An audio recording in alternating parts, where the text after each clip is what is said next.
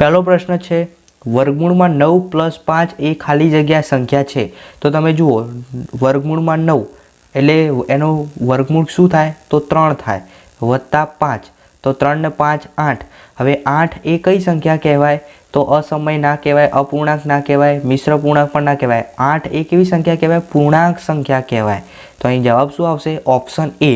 ગોખવાનું નથી, આપણે સમજવાનું છે. ઓકે, તો પહેલામાં શું આવશે 8 જવાબ આવ્યો એટલે 8 એ પૂર્ણાંક સંખ્યા છે. તો તમારો જવાબ આવશે પૂર્ણાંક. બીજો પ્રશ્ન છે p of x બરાબર 7 - 5x³ - 3x² + 9x બહુપદીનો ઘાત ખાલી જગ્યા છે.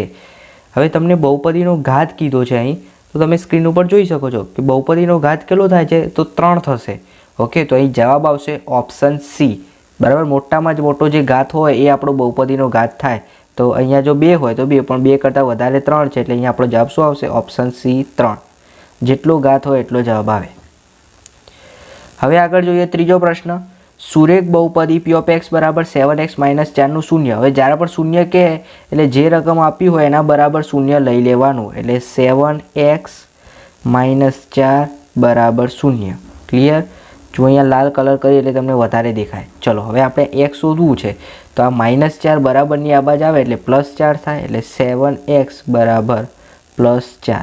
હવે x બરાબર તો આ ગુણાકારમાંથી ક્યાં જાય ભાગાકારમાં, એટલે x બરાબર 4/7. હવે 4/7 વાળો આપણો ઓપ્શન છે ઓપ્શન બી. ક્લિયર? તો જવાબ શું આવશે ઓપ્શન બી. એકદમ ઇઝી છે. ચલો ચોથો પ્રશ્ન. જો સમીકરણમાં 8x + 15k બરાબર આ 18 હોય અને એમાં આ 1 0 લખેનો મતલબ શું x અને y એ દર્શાવે છે કે x ની કિંમત 1 છે, y ની કિંમત 0. એટલે જ્યાં જ્યાં x લખ્યો હોય ત્યાં તમારે 1 લખવાનો. તો અહીંયા x લખીએ, આ x ની જગ્યાએ 1 લખીએ એટલે 8 × 8 થાય +5k બરાબર 18. આપણે શોધવું છે k. તો આ 8 જે છે બરાબરની આ બાજુ થાય એટલે માઇનસ થશે. એટલે આપણે શું કરીશું 18માંથી 8 જે છે એ બાદ કરી દઈશું. ઓકે, તો આપણે 18માંથી 8 બાદ કરો એટલે 10. તો અહીંયા કેટલા આવે 10 આવશે. ચલો અહીંયા તો ઓલરેડી કેટલા હતા 8નો તો ચેપ્ટર પૂરું થઈ ગયું. હવે આવે છે 5k હતા. હવે k ની અંદર આમને રદી આ ગુણાકારમાંથી આ સાઈડ જાય એટલે ભાગાકારમાં એટલે 10/5. એટલે અહીંયા શું થાય 2 આવશે જવાબ. બરાબર, 5 દુ 10 એટલે તમને ઓપ્શન સી એ તમારો સાચો જવાબ આવશે. ચલો વિવેચકનું સૂત્ર. બેઝિક ગણિતમાં આવા પ્રશ્નો પૂછે, સ્ટાન્ડર્ડ ગણિતમાં આવા પ્રશ્નો ના પૂછે સૂત્રો. આ તો બધાને આવડે. d = b² - 4ac. એકદમ ઇઝી છે, જોઈને જ બધા સૂત્રો પૂછે. બેઝિકમાં તો એકદમ સહેલું આવશે. એટલે બેઝિક ગણિત છે એટલે તમારે એટલું બધું ગભરાવાની જરૂર નથી. ઇઝીલી તમે આ પેપર ખાસ તૈયાર કરી દેજો. આ જે પણ વિડીયોમાં હું જણાવું છું બધું તૈયાર કરી દેજો. તમને ખૂબ જ ઉપયોગી થશે બોર્ડની પરીક્ષામાં. d = b² - 4ac યાદ રાખજો. ચલો છઠ્ઠો પ્રશ્ન.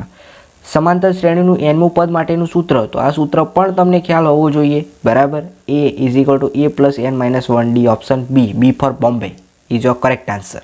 ઓકે, હવે સાતમો પ્રશ્ન જોઈએ. તો સાતમો પ્રશ્ન છે જેની અંદર a નું ઉગમ બિંદુથી અંતર આપ્યું છે. તો આપણે ઉગમ બિંદુથી અંતર શોધવાનું છે. તો શું થશે વર્ગમૂળમાં a² + b². ઓપ્શન બી આવશે. ક્લિયર? ચલો નેક્સ્ટ આઠમો પ્રશ્ન. sin² + cos² = 1. તો ઇઝી જ છે, સરવાળો 1 જ થાય. sin² + cos² = 1.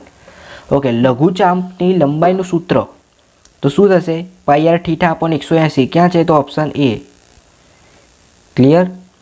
ચલો 5 રૂપિયાના સિક્કાનું ઘનફળ શોધવાનું સૂત્ર. હવે સિક્કો ગોળ હોય પરંતુ 5 રૂપિયાના સિક્કાનું કીધું છે માટે નળાકાર થઈ જશે. તમે આમ થપ્પી કરશો એટલે. ઓકે, આપણે નળાકારનું સૂત્ર શોધીએ તો નળાકાર માટે πr²h. Option C. ક્લિયર? ચલો કોઈ માહિતી માટે z 15 હોય, x બાર 15 હોય તો m કેટલો શોધવો હોય. તો તમને તો જો એક શોર્ટ ટ્રીક આપી દઉં. જ્યારે બી આમ સંખ્યા સરખી હોય ને તો અહીંયા પણ જે બી આપ્યું ને સરખી જ થાય. બરાબર, એટલે m બરાબર શું આવે d 15 આવે. બરાબર, અને એવું ના હોય તો આ એક સૂત્ર યાદ રાખી લેવાનું મધ્યસ્થ, મધ્યક અને બહુલકનું. z બરાબર 3m - 2x બાર. હવે અહીં તમને z કેટલો આપ્યો છે 15. ચલો m શોધવાનો છે -2 કૌંસમાં x બાર કેટલો છે એ પણ 15. એટલે 15 દુ 30 થઈ જશે.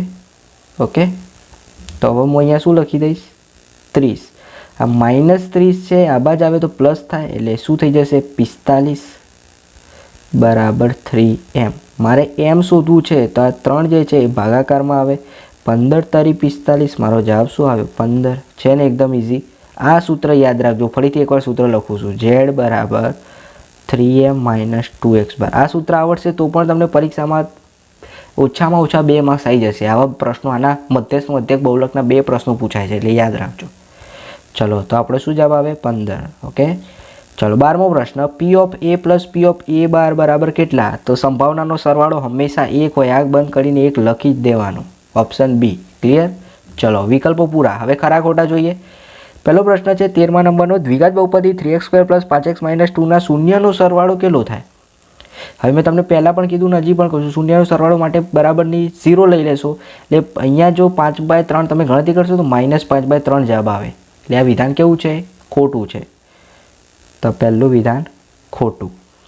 ત્યારબાદ 7, 7, 7 એ સમાંતર શ્રેણી છે. હા, સરખું છે, સમાન છે, સમાંતર છે. બરાબર, સાચું છે. પછી cos 45ની કિંમત, તો તમને ફરીથી કહું છું, આપણા આ ચેપ્ટરમાં તમને ખબર છે કે sin 0, cos 0, sin 30, cos 30 આ બધી કિંમતો આપી છે. બધી કિંમતો તૈયાર કરી દેજો. એ કરશો તો પણ 2 માર્ક્સ ત્યાંથી આવી જશે. જુઓ, આ વસ્તુ તમને ધ્યાન આપું છું, જે બેઠું પૂછાય જ છે. ઓકે, તો તમને ખબર હોય, એ કોષ્ટક વાંચેલું હોય તો તમને ખબર પડે કે cos 45ની કિંમત 1/2 થાય કે ના થાય. તો થાય, તો વિધાન કેવું છે? સાચું છે. ક્લિયર? ચલો, વર્તુળ અને સ્પર્શકના સામાન્ય બિંદુને સ્પર્શ બિંદુ કહેવાય. સાચું. અવર્ગીકૃત માહિતીમાં સૌથી વધુ વખત પુનરાવર્તન પામતા અવલોકનોને મધ્યક કહેવાય? મધ્યક ના કહેવાય. શું કહેવાય? બહુલક. યાદ રાખજો, બહુલક કહેવાય. ઓકે, એટલે આ વિધાન કેવું છે? ખોટું છે. એણે એમ કીધું કે મધ્યક કહેવાય, પણ ખરેખર શું કહેવાય? બહુલક. એટલે વિધાન ખોટું. ચલો, 18મો પ્રશ્ન, એકદમ ઇઝી. હેયાસ મેચ જીતે તેની સંભાવના 0.48 અને મેચ ન જીતે તેની સંભાવના 0.52. એટલે બંનેનો સરવાળો 1 થવો જોઈએ. તો થાય છે, તો વિધાન સાચું છે. ઓકે, ચલો, ખાલી જગ્યા. 2m 5n નો અંતિમ અંક કંઈ ખબર ના પડે તો આવી રીતે આપ્યું હોય 2, 5 જે બી રકમ આપ્યું હોય એને શું કરી દેવાનું? તમારે ગુણી દેવાનું. તો 5 દુ 10. હવે અંતિમ અંક એટલે છેલ્લો અંક. તો આ 10ની અંદર અંતિમ અંક કયું કહેવાય? 0 કહેવાય. આગળનો અંક 1 કહેવાય. અહીંયા અંતિમ અંક એટલે 0. તો વિકલ્પમાં 0 આપેલું છે, તો આપણો જવાબ આવી ગયો 0. ક્લિયર? ચલો, બીજું. p ઓફ x બરાબર 3x + 5 માં x એ વાસ્તવિક સંખ્યાનો આલેખ. તો આલેખ તમને એકદમ સીધો મળશે. એટલે રેખા L અને 0 કેન્દ્રિત આડ ત્રિજ્યાવાળા વર્તુળને t બિંદુએ સ્પર્શે છે, તો OT બરાબર L થશે. એટલે બરાબરની નિશાની આવશે. બે વર્તુળની ત્રિજ્યાનો ગુણોત્તર 3/4 હોય તો ક્ષેત્રફળનો ડબલ હોય. યાદ રાખવાનું, ત્રિજ્યા નાની, ક્ષેત્રફળ ડબલ. ઓકે, તો અહીંયા ડબલ કરવું એટલે વર્ગ કરવાનો. 3નો વર્ગ 9, 4નો વર્ગ 16, તો 9/16 આવે. Option B, 9/16. ઓકે, હવે આ તમને સૂત્ર, આ તો મેં તમને આગળ સૂત્ર કીધું એના પરથી જ છે. કયું સૂત્ર? ફરીથી લખું છું. z બરાબર 3m - 2x બાર. આના પરથી જ ખબર પડી જાય. 3 આવે. શું આવશે? તો અહીં 3 આવશે. ઓકે, ચલો, 24મો પ્રશ્ન. ગણિતની એક પરીક્ષામાં ઈશાનના 100માંથી 100. હવે 100માંથી 100 આવે તો એક જ વાર આવે. બરાબર, એટલે 1/, પણ એકલું 1 ના આવે. 1/101. ઓકે, તો ઓપ્શન એ આવશે, 1/101. આ ખાસ યાદ રાખજો. આ પ્રશ્ન તમારી પરીક્ષામાં આવવાના ચાન્સીસ પૂરેપૂરા છે. બેઝિક ગણિત તો પહેલી વાર પેપર આવે છે, એટલે આવા એકદમ ઇઝી ક્વેશ્ચન હશે. ઓકે, આ ખાસ યાદ રાખજો. ચલો, હવે વિભાગ બી. વિદ્યાર્થી મિત્રો, વિભાગ બી તો આ પહેલું તો તમને આવડે જ. મેં કીધું શૂન્ય શોધો એટલે આની બરાબર 0 લઈ લેવાનું, અને એના આધારે x બરાબર બે જવાબો મળશે, એક પ્લસ અને એક માઇનસ, એ રીતે. બરાબર, તો આ અહીં તમને ટોટલ પ્રશ્નો પૂછવામાં આવશે. એમાંથી તમારે કોઈ પણ 10 જ પ્રશ્નોના, એટલે તમને જે ઈચ્છા હોય એમાંથી કોઈ પણ 10 પ્રશ્નો લખવાના. બધા આપેલા છે, એમાંથી ગમે તે 10 લખો, એટલે ટોટલ એક પ્રશ્નના 2 માર્ક્સ, એટલે ટોટલ 20 માર્ક્સ તમને અહીં મળશે. ઓકે, તમે આનો પ્રયત્ન કરજો. ચોપડીમાં પણ આના જવાબો આપેલા છે, ચોપડીના જેવા જ દાખલા છે. તમારે જો આના જવાબો જોતા હોય તો ખાસ મને કમેન્ટ કરજો. વિભાગ સીની અંદરના પણ પ્રશ્નો તમે જોઈ શકો છો. એ 3 ગુણના પ્રશ્નો છે.